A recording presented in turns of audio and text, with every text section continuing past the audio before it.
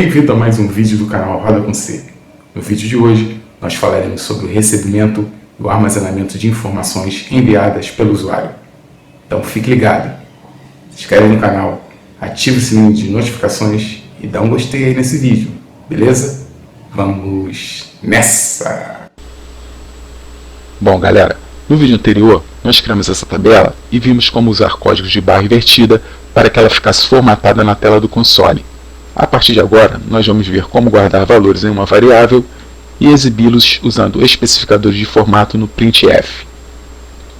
Aqui nós temos os tipos de dados que podemos usar para exibir os códigos de especificadores. O void não usa especificador nenhum, porque ele não é usado para guardar valores. O bool é usado para valores booleanos, ou seja, ele só comporta 0 ou 1. O byte e o char são tipos de 8 bits.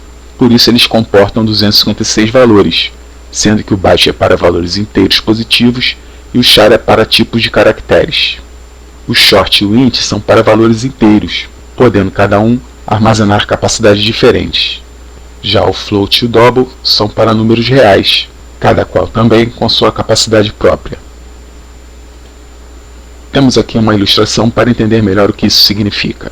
Podemos ver aqui que temos copos com capacidades diferentes e também porta-cartões com capacidades diferentes. Os copos foram feitos para armazenar líquidos, já os porta-cartões são feitos para armazenar cartões. Não é possível armazenar líquidos em porta-cartões, e embora você possa colocar cartões em certos copos, eles não foram criados para esse fim. Do mesmo modo, cada tipo de dados deve ser aplicado com a sua codificação correspondente, ou então não irá funcionar.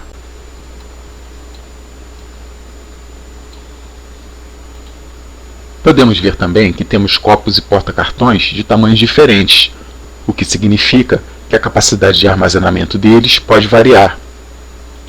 Da mesma forma, a capacidade dos tipos de dados podem ser diferentes e o programador deve estar atento a esse detalhe, para evitar de ocupar a memória desnecessariamente ou subestimar uma capacidade, acarretando na inutilização do seu programa.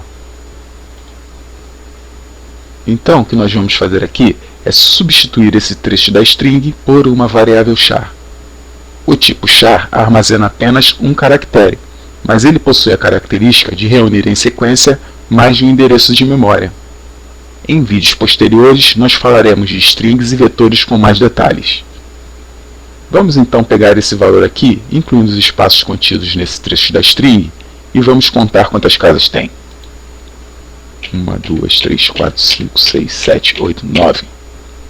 Então são 9 casas que nós precisaremos exibir para que a tabela não seja desfigurada no processo. Criamos então a variável char e vamos chamá-la de valor. Agora vamos designar para ela 10 casas, dessa forma aqui, entre colchetes. Fazemos isso porque uma string precisa de no mínimo um espaço a mais para delimitar seu fim com um contrabarra zero, que será inserido automaticamente. Como a string que vamos trabalhar contém 9 casas, deixamos a 10ª casa para o contrabarra zero. Agora nós vamos fazer com que o char obtenha a sequência de caracteres. Uma das formas de se fazer isso é colocando cada caractere da sequência entre aspas simples, separados por vírgula e entre chaves.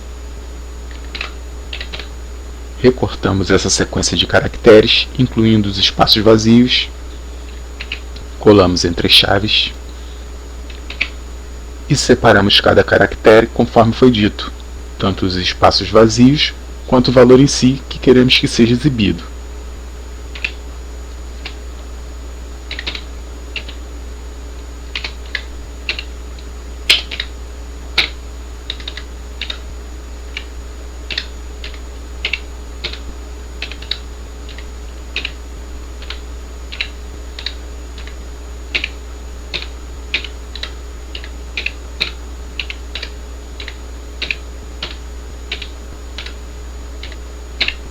Nessa região da string, onde queremos que os caracteres sejam exibidos, nós colocamos o especificador de formato %s e indicamos para o printf qual a variável que nós queremos que seja exibida.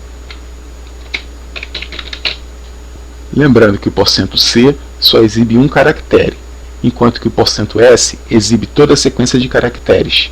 Por isso optamos pelo %s. Quando o printf ler a string e encontrar esse especificador de formato, ele irá buscar a variável correspondente depois da vírgula. Essa variável valor possui todo esse conteúdo aqui. Agora vamos compilar.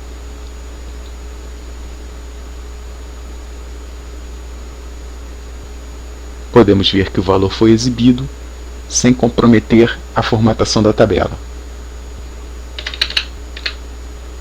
Agora vamos exibir esse valor aqui usando outro tipo de dados. Vamos então criar uma variável float e chamá-la de ICMS.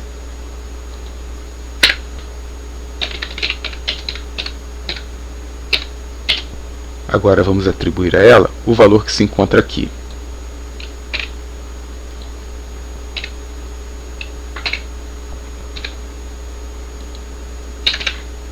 Vamos substituir essa vírgula pelo ponto, porque o padrão ASCII da linguagem C não comporta esse tipo de formatação da língua portuguesa.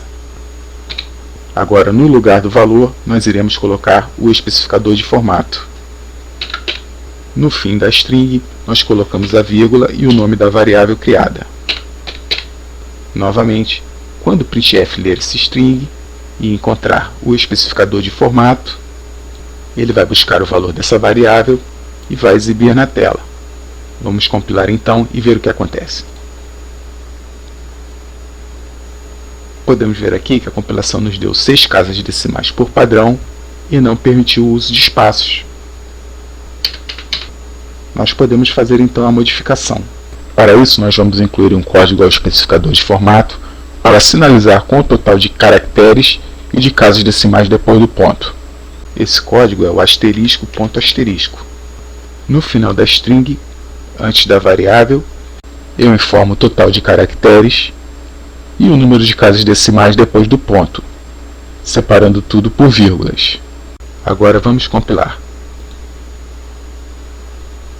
Podemos ver agora que o valor entrou na formatação da tabela.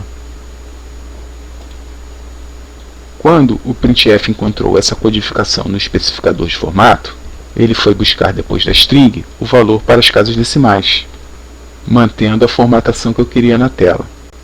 Mas por causa do padrão ASCII, ele exibiu um ponto e não uma vírgula.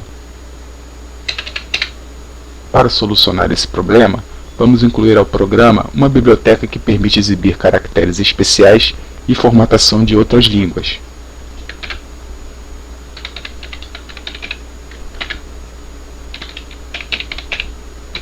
E vamos incluir dentro da main uma função que busca na biblioteca locale caracteres e formatação da língua portuguesa.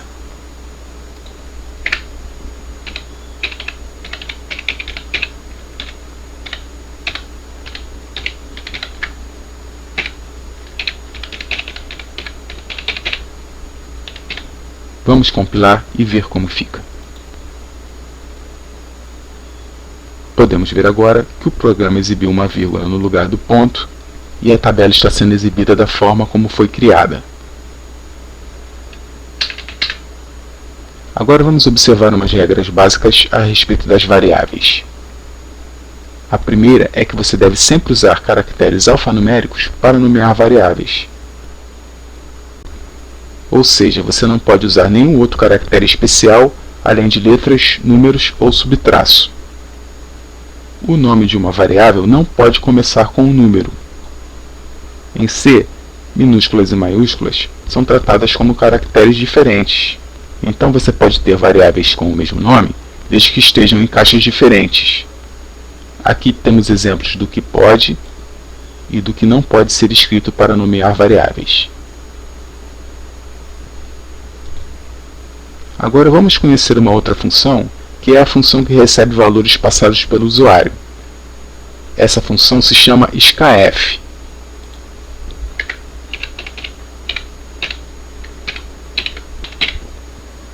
Assim como o printf, essa função também usa especificadores de formato que devem estar entre aspas.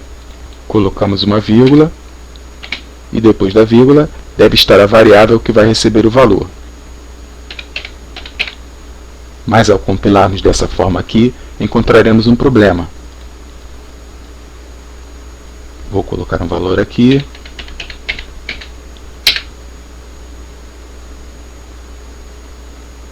O console encontrou um problema e parou de funcionar. Na verdade, nós dissemos ao programa que queríamos colocar um valor em uma variável, mas não dissemos em qual local da memória ela foi criada.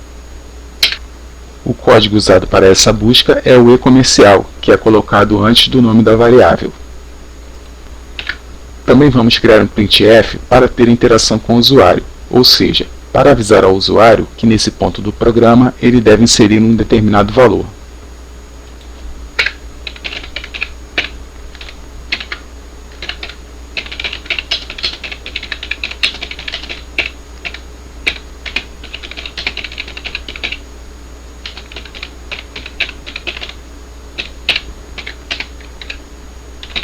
O programa irá pedir ao usuário um novo valor para o ICMS e o valor que ele digitar será inserido na variável ICMS através da função scanf. Compilando aqui, informando o novo valor para o ICMS,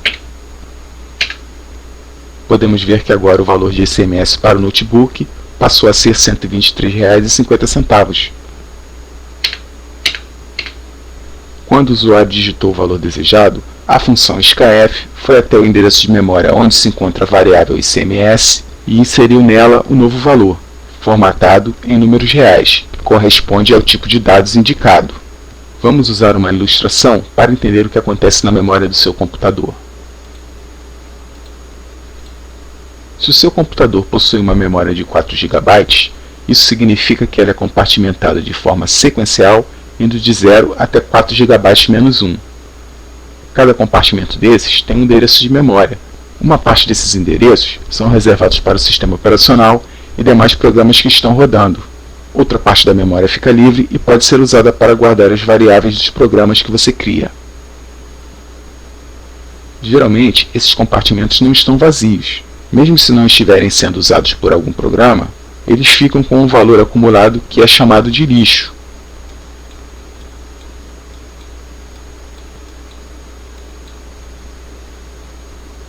A sinalização no scanf permite ao compilador acessar o exato compartimento correspondente àquela variável. Assim, o valor pode ser alterado com segurança. Então é isso, pessoal. No próximo vídeo, nós veremos como realizar operações matemáticas usando valores e variáveis. Então nos vemos no próximo vídeo. Até lá!